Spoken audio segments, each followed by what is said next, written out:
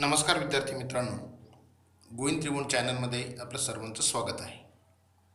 आज आपण या 8वीचा lesson the two gentleman of Verona, दोन सदग्रस्त वेरोना या शहरातील या आशयाचा हा पाठ आपण बघणार आहोत. ऑन पेज नंबर 70, पान नंबर 70. चला तर सुरुवात करूया. Ag Cronin has very well carved the idea of selflessness, help and explain the importance of dedication toward the relationship in the story.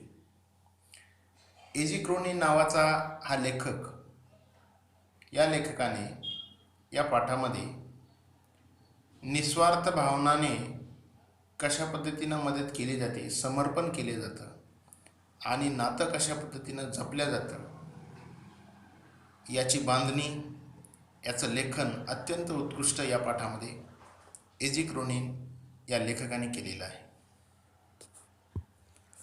The two gentleman of Verona. The story revolves around the two boys named Nicola and Jacopo, who do numerous things to earn money only to pay for their sister's treatment, who suffers from tuberculosis of the spine. या पाठामध्ये ही गोष्ट दोन भावावर आधारित आहे. त्यांचं नाव आहे Nicola आणि जॅकोबो. ते आपल्या बहिणीला मणक्याचा क्षयरोग म्हणजे टीबी झालेला असतो आणि ती आजारी असते आणि तिचा खर्च पेलण्यासाठी ते वेगवेगळ्या प्रकारचे व्यवसाय करतात, उद्योग करतात, पैसे कमवतात आणि तिला योग्य तेथे हॉस्पिटलमध्ये उपचार करण्यासाठी ते दाखल करतात. अशा पद्धतीची ही गोष्ट एजे क्रोनिन यांनी खूप छानपणे त्याचं नॅरेटर केलेलं आहे, त्याचं लेखन केलेलं आहे. The story begins with narrator driving down the foothill of the Alps. आणि मग या गोष्टीची सुरुवात कुठे होते बघा. ज्यावेळेस हा नॅरेटर म्हणजे हा लेखक, हा निवेदक ज्यावेळेस तो आल्प्सच्या पर्वताच्या पायथ्याशी गाडी चालवत असतो, ड्रायव्हिंग करत असतो. Here is when the first encounters the two brothers selling wild strawberries. आणि मग येथे जे काही निकोला आणि जॅकोबो असतात त्या दोघा भावांची सर्वप्रथम भेट या लेखकाला येथे होते. ते काय करत असतात, जी काही वाईल्ड स्ट्रॉबेरी असते, जंगली स्ट्रॉबेरी असतात, ते विकत असतात. Even after the driver forbids the narrator to buy the wild fruits. त्या लेखकाचा जो काही गाडीचा ड्रायव्हर असतो तो ती स्ट्रॉबेरी घेण्यास मनाई करतो. फॉरबिड म्हणजे मनाई करणे, डिसअलो करणे, की ही स्ट्रॉबेरी घेऊ नका असा तो ड्रायव्हर त्या लेखकाला म्हणतो.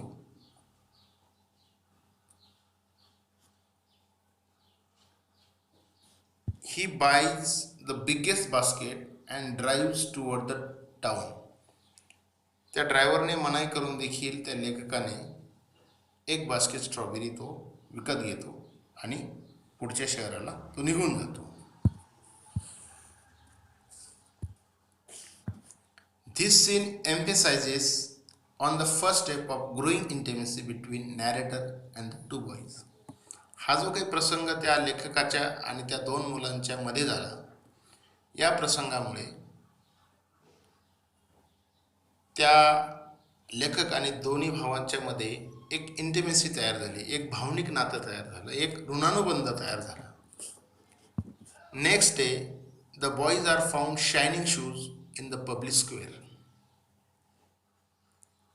आणि दुसऱ्या दिवशी एका चौकामध्ये हे दोन्ही भाऊ एका चौकामध्ये या लेखकाला दिसले.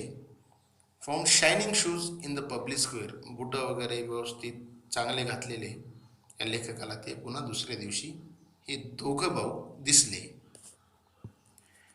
दिस अमेजेस द नॅरेटर. आणि मग हे बघितल्यानंतर, काल तर ते जंगली स्ट्रॉबेरी आल्प्सच्या पर्वताच्या पायथ्याशी विकत होते आणि आता दुसऱ्याच दिवशी ते अगदी कपडे बुटं वगैरे व्यवस्थित घालून ते एका चौकामध्ये त्या लेखकाला दिसलं आणि असं बघितल्यानंतर त्या लेखकाला आश्चर्य वाटलं. This is when they reveal the fact that they do numerous kinds of things to earn money. आणि मग अशा पद्धतीचे वेगवेगळे उद्योग करत असताना बघितल्यानंतर पैसे कमवण्यासाठी वेगवेगळे उद्योग करीत होते ह्या लेखक बघत होता. Here the narrator is shown to develop a soft corner for them in his heart. आणि मग अशा पद्धतीचे प्रयोग हे दोघं गरीब भाऊ करीत असताना त्या लेखकाच्या मनामध्ये त्या दोघांबद्दल सहानुभूती, एक सॉफ्ट कॉर्नर तयार झाला. He finds them to innocent, serious, pleasant and earnest. आणि मग ते दोन्ही मुलं इनोसंट आहे, अत्यंत गंभीर आहे, उद्योगी आहे आणि कमवते देखील आहे, अशी भावना त्या लेखकाच्या मनात त्या दोघा बंधूबद्दल झाली, दोन्ही भावाबद्दल झाली. The boys are very useful to the narrator. आणि या लेखकांना हे दोन्ही बंधू देखील फार युजफुल होते, महत्त्वाचे होते. They are very willing to satisfy all that the narrator requires. They are very willing to satisfy all that the narrator requires.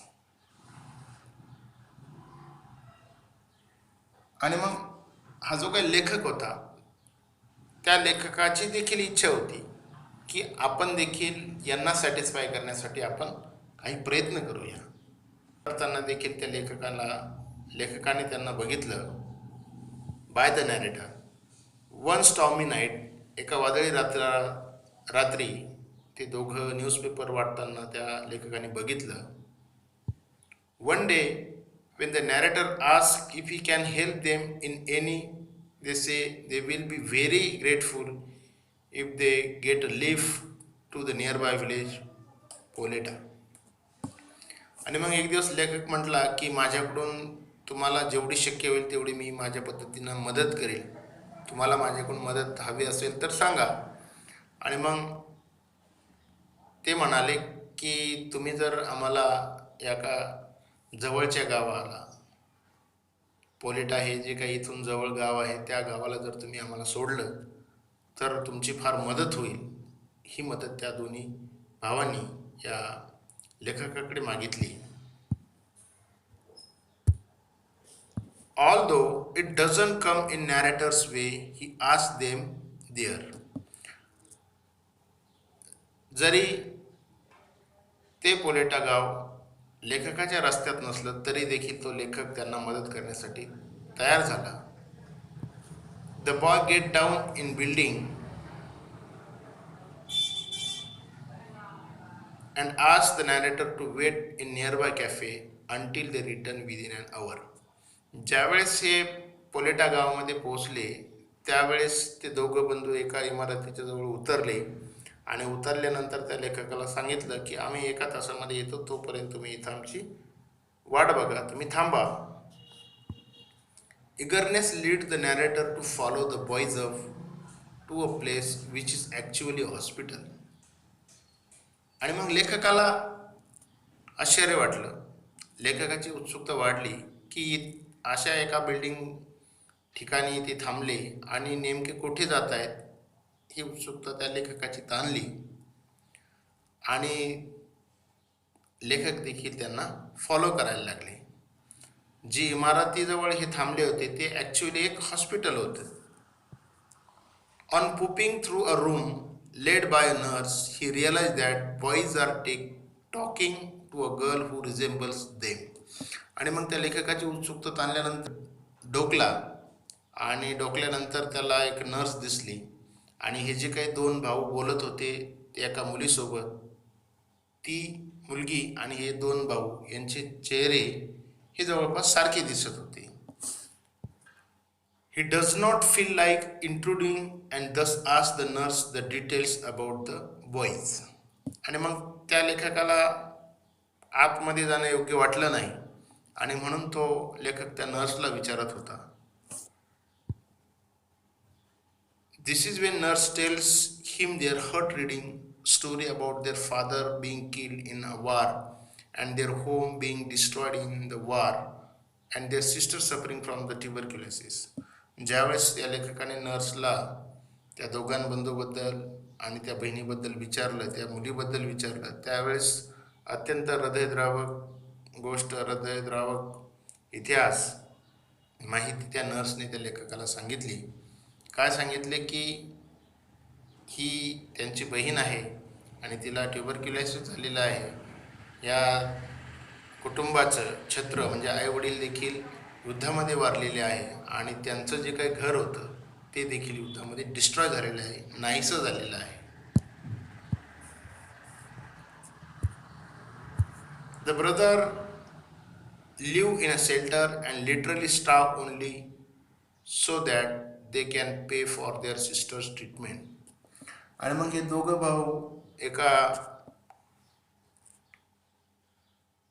शेल्टरमध्ये राहतात, एका मदत केंद्रामध्ये राहतात आणि या बहिणीच्या ट्रीटमेंटसाठी ते स्वतः बऱ्याच वेळेस उपाशी राहतात, पैसे कमवतात, परंतु त्यांच्या बहिणीची काळजी, उपचार यासाठी ते पैसे कमी पडू देत नाही. ही माहिती त्या नॅरेटरला, त्या लेखकाला कळाली. So keeping a secret and helping their sister they have shown that war has not shaken their spirit. बघा, फार महत्त्वाचं वाक्य आहे. आणि हे सिक्रेट, हे रहस्य त्यांनी गुपित ठेवलं. त्यांनी कुठल्याही पद्धतीचं गाजावाजा केलं नाही, कुणाला सांगितलं नाही. आणि एवढी विपरीत परिस्थिती येऊन देखील त्यांचे आईवडील वारले युद्धामध्ये, त्यांचं घर डिस्ट्रॉय झालं, ते शेल्टरमध्ये राहतात, बहिणीला TB झाला, असं असताना देखील ते घाबरले नाही, डगमगले नाही. नॉट शेकन देअर स्पिरिट, त्यांचा जो काही स्पिरिट होता, not reduce eagerness to do something, त्यांच्यामध्ये जे काही काम करण्याची उमेद होती ती बिलकुल कमी झाली नाही. ते प्रत्येक कठीण परिस्थितीला फेस करत होते, चॅलेंज देत होते.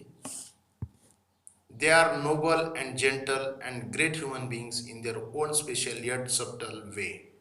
आणि त्यांच्यामध्ये उच्च कोटीची मानवता होती, माणुसकी होती आणि कठीण प्रसंगाला सामोरे जाण्याचं धाडस त्यांच्यामध्ये होतं. This story distinctly talks about how true the amplification says where there is a will there is a way. आणि मग ही गोष्ट, या दोन बंधूंची, दोन भावांची गोष्ट ही सिद्ध करते. डिस्टिंक्टली म्हणजे क्लिअरली, स्पष्टपणे सांगते की where there is a will there is a way. इच्छा असेल तर मार्ग निश्चितच निघतो. कठीण प्रसंग आला म्हणून हे डगमगले नाही. दुखण्यासाठी पैसे लागतात म्हणून यांनी वेगवेगळ्या प्रकारचे उद्योग केले. ही गोष्ट एका नॅरेटरला, एका लेखकाला समजली. ज्यावेळेस त्या लेखकाला ही गोष्ट समजली, प्रत्यक्ष त्यांनी बघितलं, त्यावेळेस लेखकाला आश्चर्याचा धक्का बसला आणि लेखकाने हे आपल्यासमोर जो काही धडा पाठ आलेला आहे हे फक्त लेखकामुळे आलेला आहे. निश्चितच हा घटक तुम्हाला समजला असेल. समजल्यास चॅनल लाईक,